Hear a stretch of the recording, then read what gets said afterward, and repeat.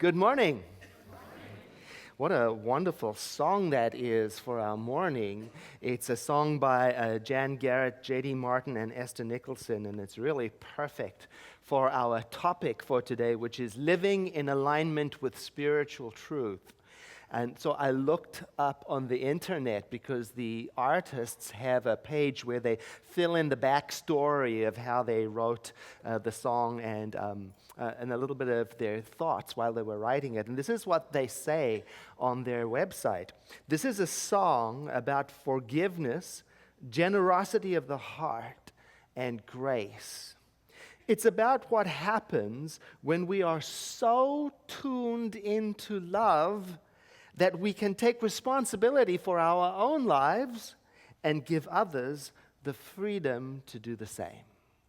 Now, when I read that, the phrase "so tuned in" just jumped right out at me. So tuned in to something that it affects our choices, because that's what living in alignment means to me. So tuned in. Now, if you're listening on the radio or if you're watching one of our videos, you didn't hear the song. But you can hear it by just looking on YouTube, because the artists have broadcast it there. The name of the song is "I Believe This Belongs to You." And it's a tribute to Dr. Martin Luther King Jr., and it certainly is a wonderful way for us to begin our focus on this idea of what does it mean to live in alignment with truth, or we might rephrase it, what does it mean to live so tuned in to truth that it affects our choices and behavior. So the phrase comes from the vision of our movement, and I thought we should read it together as a way of setting us on the right track for this morning. So won't you join me? We see a world in which people live in alignment with their highest spiritual truth. Now, the way of our teaching Science of Mind is to personalize statements like this, to integrate them and to really tune into them by using the pronoun I, the first person. So I thought we would do that, bring it really close by reading it in the first person, and so I rewrote it for you. Let's read this together. I see a world in which people live in alignment with my spiritual truth. Wait, no, that can't be right. That can't be the right slide, right? Actually, this came about as a result of a humorous conversation I was having with a friend, and we were joking, and he said, look, I don't know about this idea of a world that works for everyone, but I sure know what a world that works for me looks like. And in that world, everybody does exactly what I want them to do. And I thought to myself, well, isn't that exactly where the trouble is? I mean, you couldn't have said it better. Right there is the trouble. Because I have to think about you, don't I? I can't be so tuned into myself that this becomes a me world. My idea of this world working has got to be larger than my needs if it's going to work. The problem with trying to make other people live according to my spiritual truth is that, well, we just have to look at the world and see how that's working out. You know what happens when people impose their spiritual truths on each other? It doesn't work out so well. We have evidence of this. Thousands of years of evidence of this. Centuries of histories to draw upon. We have already proven this. It is not a lesson that we need to repeat, to go back and check to see, is there any wiggle room? No, there isn't. No, we have to have a larger idea for the world when it comes to spiritual practice and beliefs and ideas. Oh, we don't even have to look at the world. We can come a little closer home, right? We can just look at our circle of friends. We can just look at our families and ask the question, what happens? What happens when people think of themselves only?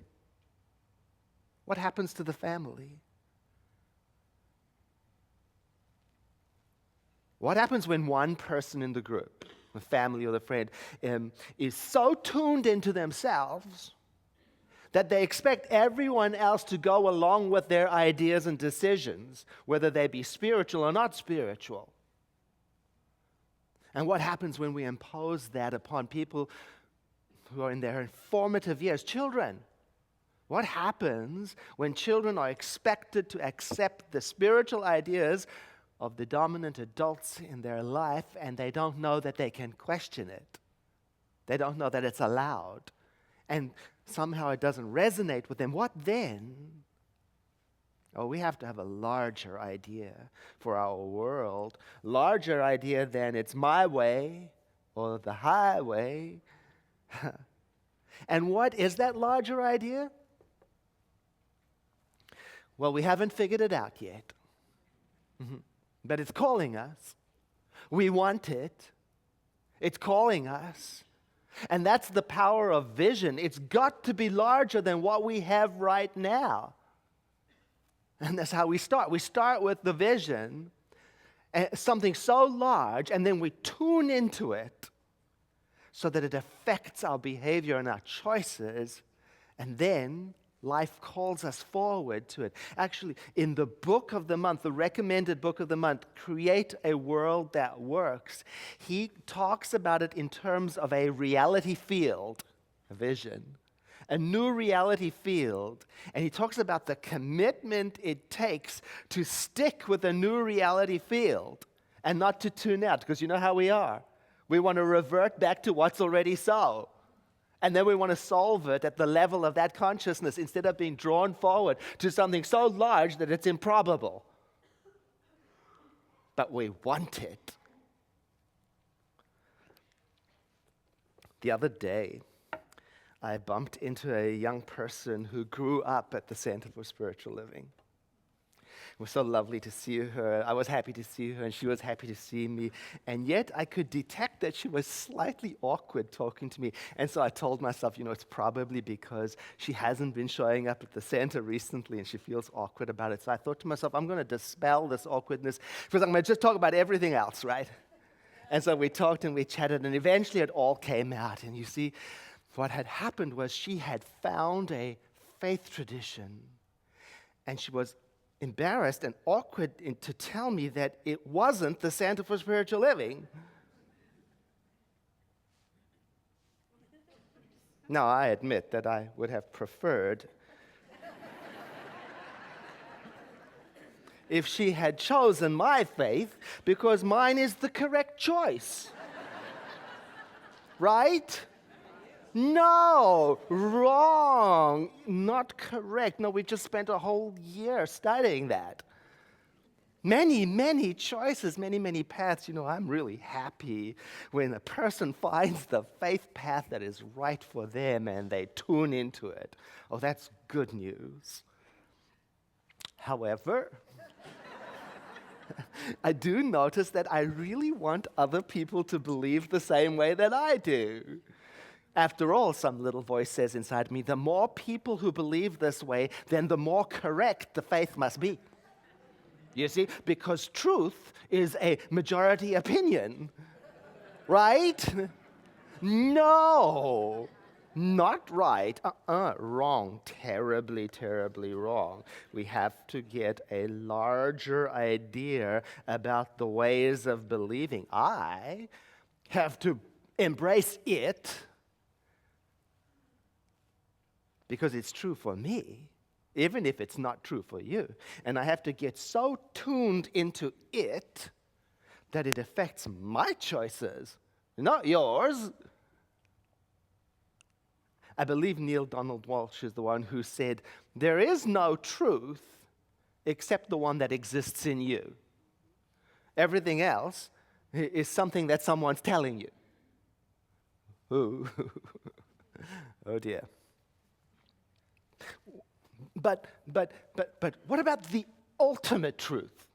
Isn't there such a thing as the ultimate truth? Yes, but even that has to be known personally. So the way I know it And the way you know it is different ways of knowing. It's individual to each one of us. That's why we say divine mind is infinite, because it can be known in an endless number of ways. And if you are a metaphysician, that is exciting. It's not a problem at all. Life becomes an adventure then. Oh, goodness. The next person I meet, they're going to understand divine mind in a different way. How exciting is that? They might know something I haven't yet encountered.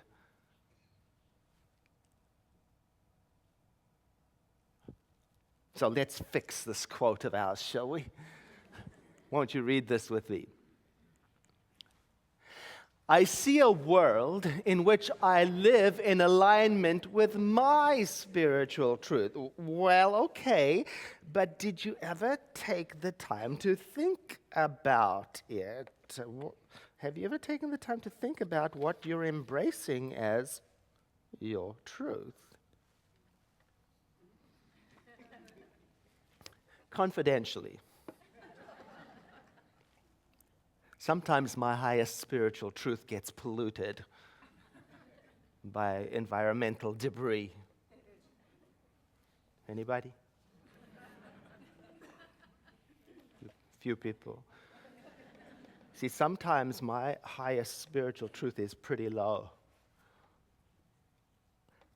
Sometimes my high spiritual truth is just a rumor. That if anybody looking at my life, they would wonder if I actually believe it. Confidentially. Why, just the other day, I was so mad. I was so angry. And I'm not going to tell you why, because it was so stupid.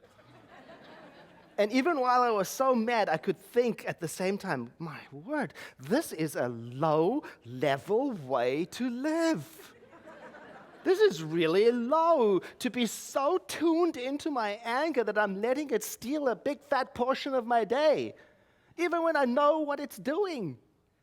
Oh, to be so in alignment, and it didn't feel good. And it didn't feel good, even though I was tuned into it, I could tell that it didn't fit for me. Do you know what I'm talking about? Yes. Good. I'm training to do a 545-mile bicycle ride from San Francisco to Los Angeles, as I am, on June 5th.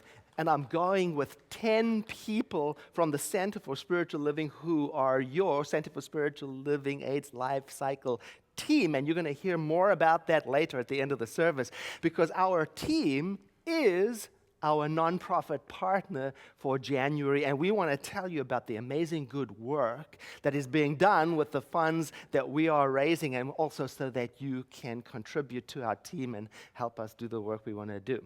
But the point of me telling you about it is that it turns out that riding a bicycle that far is a little more complicated than I realized. Because not all bikes are the same, huh? And not all bodies are the same, huh? You've got to get your bicycle fitted to your specific body measurements. Otherwise, you can end up riding out of alignment.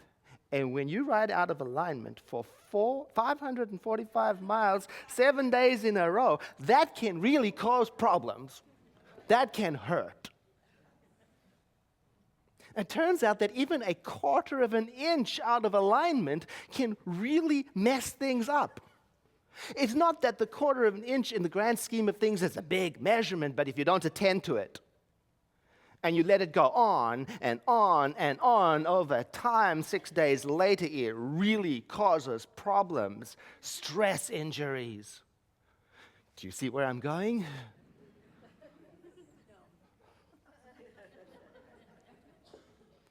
I thought about that the other day when I was so angry. I thought to myself, maybe you do this, a little anger, it's not all that bad. A little dishonesty. Yeah, a little sarcasm, a little rudeness, a little revenge. It's a smidge. Oh, but if you practice it into your soul and you let it go on and on and on, over time it can really cause problems, like riding a bike that is the wrong size for you until it hurts. See where I'm going? So recently I was on vacation. And on the vacation, there were these optional tours, and one of them was a bike tour. So you could rent a bike and you could drive through this village. It was wonderful. But you know the problem with rental bikes? Yeah, it's one size fits all. Or more accurately, one wrong size doesn't fit nobody. You just got to make do with what you have. And one customer was riding behind, and I watched her on just a moderate incline. She fell backwards right off the bike because her center of gravity was in the wrong position. Just like when I was angry. Just like when we are tuned into the wrong stuff, and we are so tuned into it that it's causing us to fall down on the path. You know, when it comes to a spiritual truth, oh, Edward, don't get used to a rental. See, part of our teaching is about looking carefully at how did I come to this truth? How did I come to it? Because, you know, if you don't know, and you don't know what your truth is, you could be riding out of alignment, and if you stick with it, you could start to hurt. You heard Melody talk about the class that I'm teaching starting tomorrow night, Beyond Limits. And then on Tuesday morning, Self-Mastery. And I love these classes because in them, we explore these questions and the answers to questions similar to that, like, what do I think? And how did I get to think that way? And how is it working? And how do I question it? And is it accurate? Oh. And you know, if you've already taken the class and you take it again, there's a tremendous discount. And you know that if you're a young adult, it's practically free. Oh, I'd love to get my hands on you.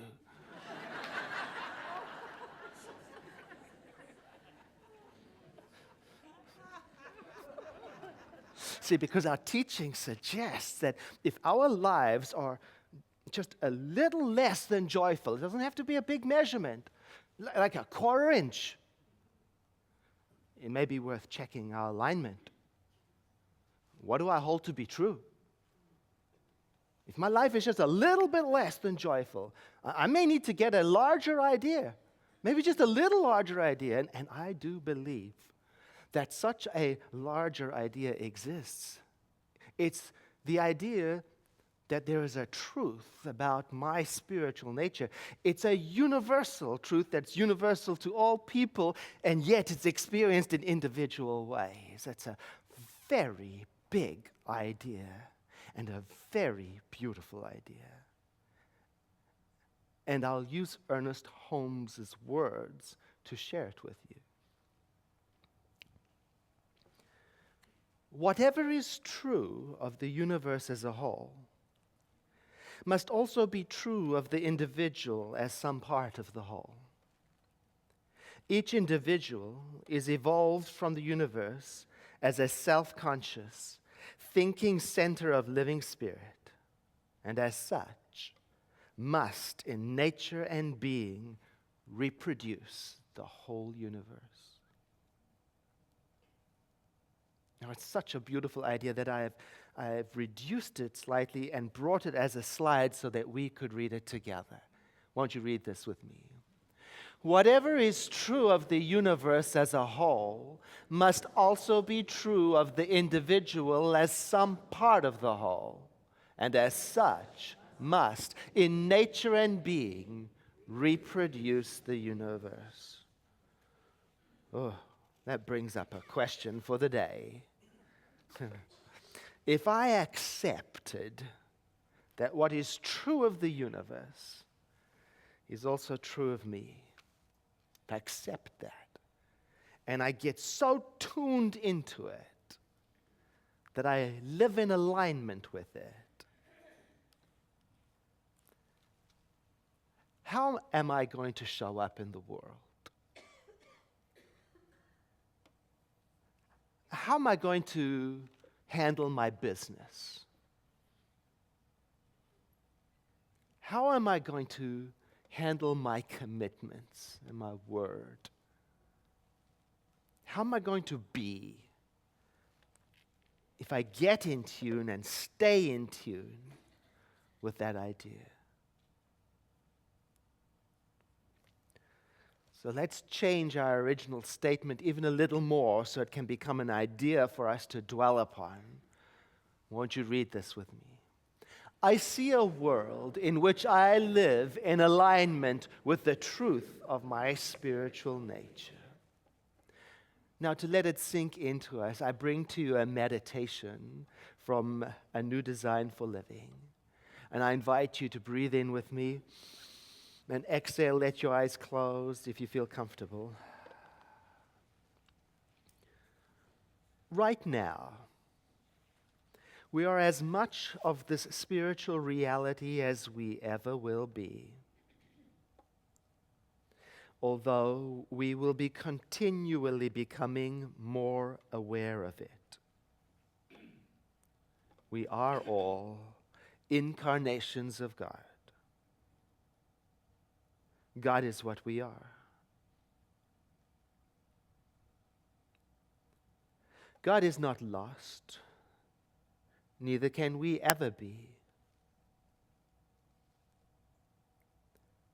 We never need to prepare to meet our God. We are meeting God every day. But what we do need to do, and what we will always be doing, is to express more of this nature through ourselves. This is the endless pathway of our lives. This is our eternal endeavor. This is the continual upward spiraling of our awareness.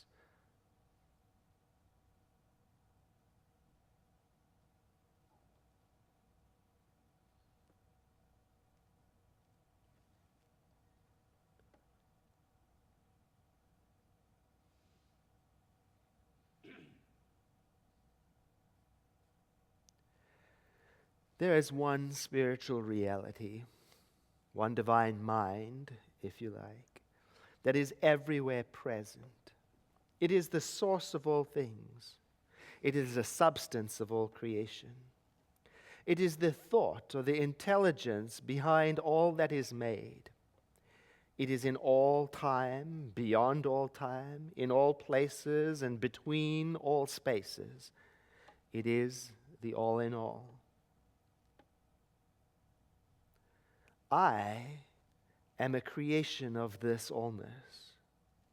I live and breathe and move and have my being within the mind of creation, and this is true for every person in this sanctuary. We are centers of divine activity within creation itself. And from this awareness, I realize then that the truth of my spiritual being, our spiritual nature, unique as it is to each one of us, has at the center a core that connects us. Something in us, eternal, immortal, joyous, creative. And we sink into that to be refreshed and renewed with the knowledge of our power and our ability to share and to love and to contribute and to act in such a way that the way we are in the world reflects what we believe. There is such joy in realizing this and such freedom in knowing it. And I let go. I realize the meaning of the word, the phrase, "It is done unto me as I believe."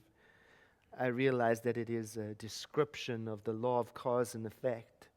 And I realize that I am yielding to that as a way of saying, yes, now that my work in consciousness is done, I can fully expect to see a world in which I live in alignment with the truth of my spiritual nature.